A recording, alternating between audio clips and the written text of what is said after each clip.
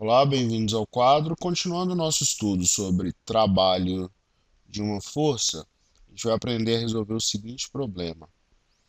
Olha só, mesmo deslocamento, tá certo? Um deslocamento AB, uma distância D, só que agora a força forma com a horizontal um ângulo que eu vou chamar de alfa, tá certo? Eu quero calcular o trabalho realizado por essa força, beleza? Então vamos fazer o seguinte, observa o seguinte, olha, partindo da nossa definição de trabalho, essa força, o trabalho que a gente aprendeu que o trabalho ele só existe quando a força cria movimento, tá certo? Bom, essa força aqui eu posso decompor em duas direções. Eu vou decompor a força na direção paralela ao deslocamento, que eu vou chamar de Fx, e na direção perpendicular ao deslocamento, que eu vou chamar de Fy. Beleza? Esse vetor F eu posso decompor em duas direções. Vocês concordam comigo que a força Fy, ela não gera nenhum movimento nessa direção y?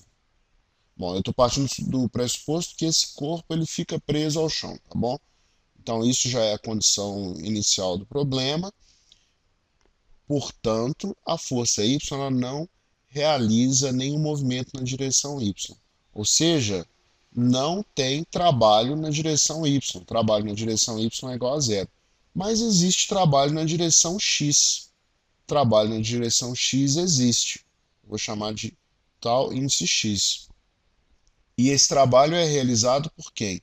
Por essa força Fx vezes o deslocamento. Tá certo? Porque é a força que age na direção do deslocamento. No primeiro caso, na primeira aula que a gente viu, a força já era paralela ao deslocamento, essa forcinha branca aqui.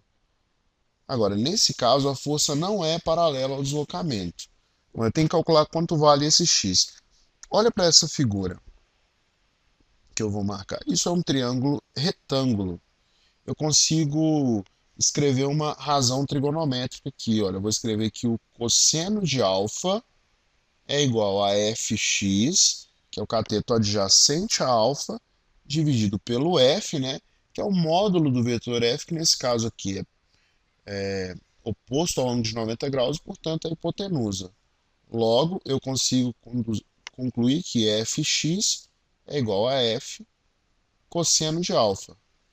Portanto, como que fica o trabalho realizado aqui na direção x? O trabalho realizado na direção x é f cosseno de alfa vezes d.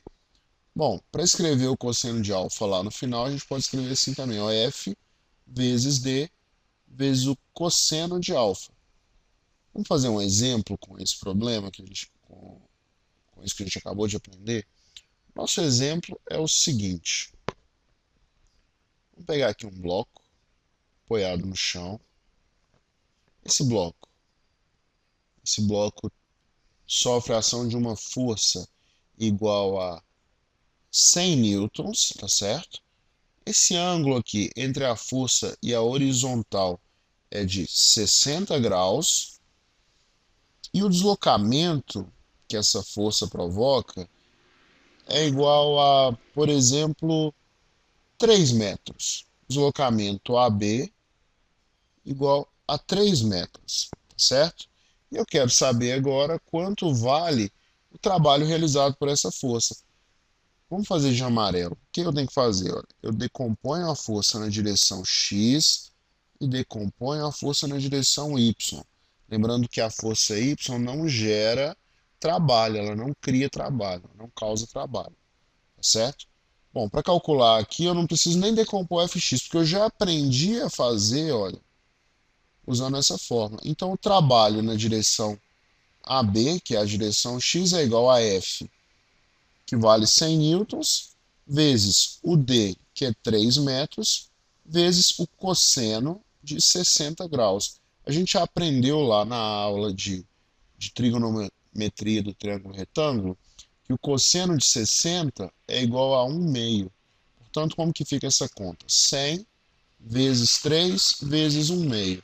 Olha só, 100 dividido por 2 é 50. 2 dividido por 2 é 1. Pronto, já simplifiquei o 100 com o 2.